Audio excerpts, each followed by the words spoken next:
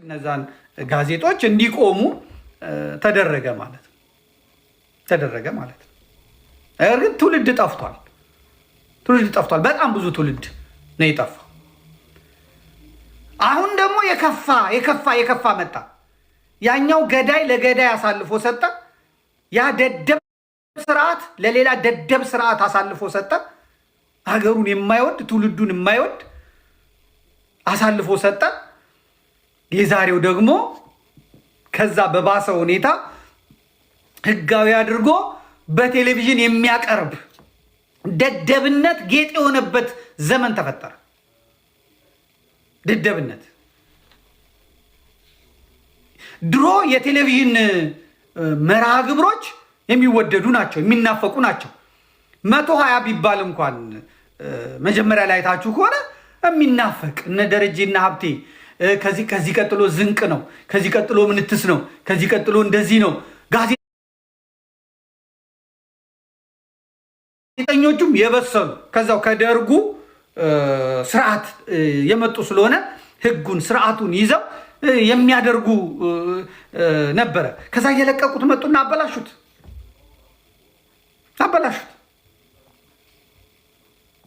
አንድን ሀገር የራሱን የሚዲያ ፕላትፎርም በሚገባ አዘጋጅቶ ወጥሮ ትውልዱን መቅረጽ የሚችለው ያ ትውልድ እንዲጠፋ፣ ያ ትውልድ የሚመለከተው ነገር እንዳይኖር አደረጉት። ሚናፈቅ የሚታይ ነገር ጠፋ። ዛሬ ባለፈው እሑድ ለማደርገውና ከዛም በፊት ለማዘጋጀው አንዳንድ ነገር ሚዲያዎችን ኢትዮጵያ ውስጥ ያሉትን ሚዲያዎችን እየዳሰስኩ እያየው ነበር። እንዳለ ምሁር ጠፍቶ፣ እንዳለ አዋቂ ጠፍቶ፣ እንዳለ ታሪኩን ነግሮ ሰዎች በዚህ በኩል ነው ማለፍ ያለብን፣ እንደገሌ ጥረን፣ እንደገሌ ደክመን፣ እንደገሌ ተምረን ነው የሚል ጠፍቶ እንዳለ የቴሌቪዥን የክብር እንግዳ ተብለው የሚቀርቡት በሙሉ ቲክቶከሮች።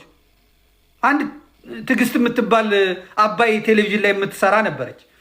ያን ሚሊዮን የሚያዩትን መርሃ ግብር የምታመጣቸው ሰዎች፣ የምታቀርባቸው ሰዎች ቲክቶከሮች፣ ከ6ኛ ክፍል ያቋረጠ፣ ከ8ኛ ክፍል ያቋረጠ፣ ከ7ኛ ክፍል ያቋረጠ፣ ምንም አይነት አርአያ የሌላቸው፣ ምሳሌ ሊሆኑ የሚችሉ ሊያስተምሩ የማይችሉ፣ በሰሩት ነውር ውግዘት የደረሰባቸው፣ ወቀሳ የደረሰባቸው እነዛን ሰብስቦ አምጥቶ ሚሊዮኖች በሚያዩት ማሳየት። እሱ ብቻ አይደለም። ኢትዮጵያውያን ምን አይነት አይኪው ነው ያላቸው? ኢትዮጵያውያኖች ምን አይነት ደደቦች ናቸው? በቃ ምንም አይገባቸውም ወይ?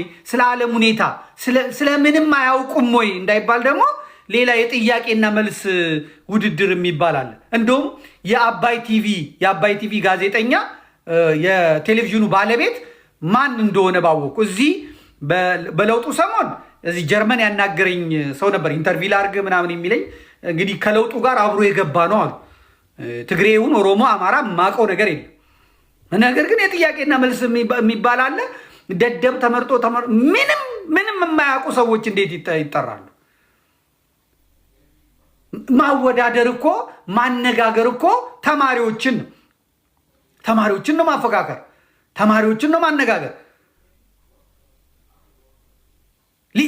እንዲናፍቁ ተማሪዎች እንዲናፍቁ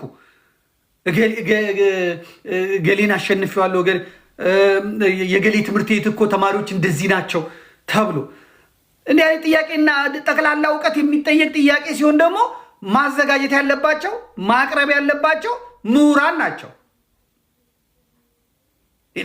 በዛ ጉዳይ ላይ ድንገት እንኳን ጥያቄ ቢጠይቁ መመለስ የሚችሉ ሰዎች፣ የትምህርት ዝግጅታቸው ከፍ ያለ ሰዎች ናቸው መምጣት ያለባቸው። ስለ እውነት ነው የምነግራቸው። ጠቅላላ ደደብ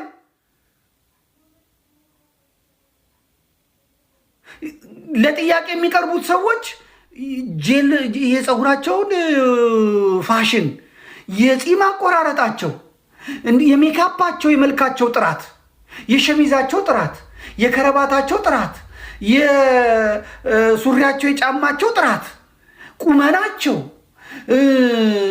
ወዛቸው ሲታይ በቃ ትገምታላችሁ። ይሄማ በቃ ኮሌጅ የበጠሰ ነው ይሄ፣ በስማ ምን ተረፈው ትላላችሁ። ሴቷን ስታዩት ደርባባ፣ ድፍረቷ ደግሞ ወታ በቃ እንትን ስትል ሰው እንዴት መሳቂያ ለመሆን ሜም እንዲሰራበት አይወልዱም እንዴ እነዚህ ሰዎች? ወይስ ልጆች የላቸውም እነዚህ ሰዎች? ከዛ እነሱ መጥተው ልጆቻቸውን ምን ሊሉ ነው? በትምህርት እንዲቀጥሉ። የአሁን ዘመን ልጅ ደግሞ የምታውቁት ነው።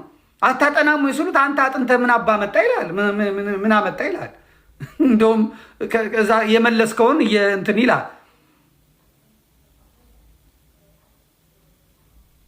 ያ ተማሪ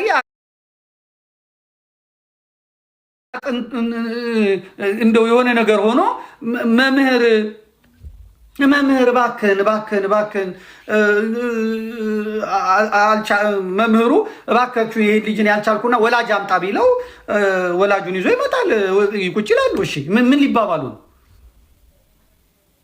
መምህሩም አንተን አይደለ ያ በቀደም አባይ ቲቪ ላይ ነበርከው? አዎ በአንተ ወጥቶ ነው። በቃ በአንተ ወጥቶ ነው።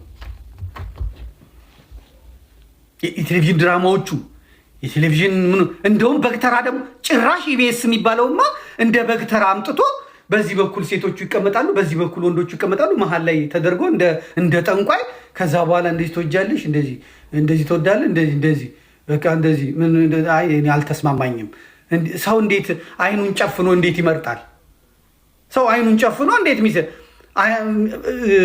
አይቶ ነው ሰው የሚያገባው። ቁመቷን አይቶ፣ መልኳን አይቶ፣ ፀጉሯን አይቶ፣ አፍንጫዋን አይቶ፣ ወገቧን አይቶ በቃ አይቶ ነው ሰው ኡፍ ብሎ በቃ እቺ የትዳር አጋሬ ናት፣ ይሄ የትዳር አጋሬ ነው የሚለው።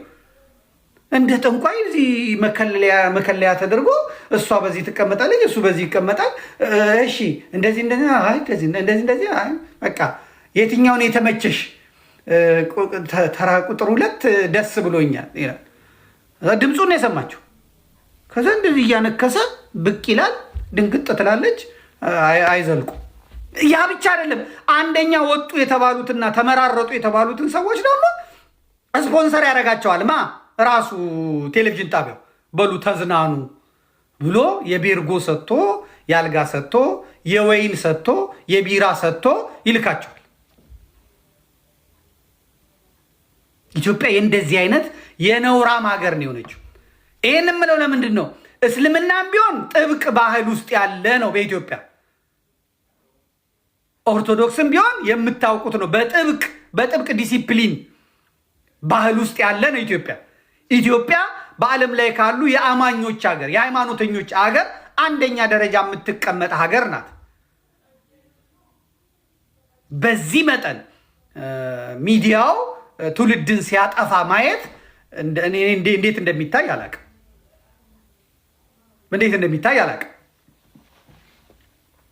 ይሄን የምናገረው እኔ ለእንትን ብዬ አይደለም፣ መስማትና ማየት ስለምትችሉ ምነግራችሁ። አሁን ከዛ ያለፈ ነገር ነው የመጣው። በዚህ ባለውበት ሀገር በሀገረ ጀርመን በራሳቸው ሕግ መሰረት የፈቀዷቸው ነገሮች አሉ። ህዝባችን ያስፈልገዋል፣ ህዝባችን መሆን አለበት፣ ህዝባችን መብቱ ነው ብለው ወንድ ለወንድ ሴት ለሴት በህጋቸው አጽድቀው በህጋቸው ፈቅደው እንደፈለጉ ነው የሚሆኑት። በስራ ቦታ ታገኟቸዋላችሁ፣ መብታቸው ነው። ይመርጣሉ፣ ይመረጣሉ፣ መብታቸው ነው። በአደባባይ ማማረግ መብታቸው ነው ምናምን። በኩዌት ደግሞ አይቻልም። ስለ ኢትዮጵያ አይደለም ማውራቸው። በኩዌት አይቻልም።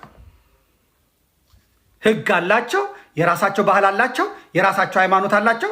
እስልምና ነው 100% አንፈቅድም አሉ።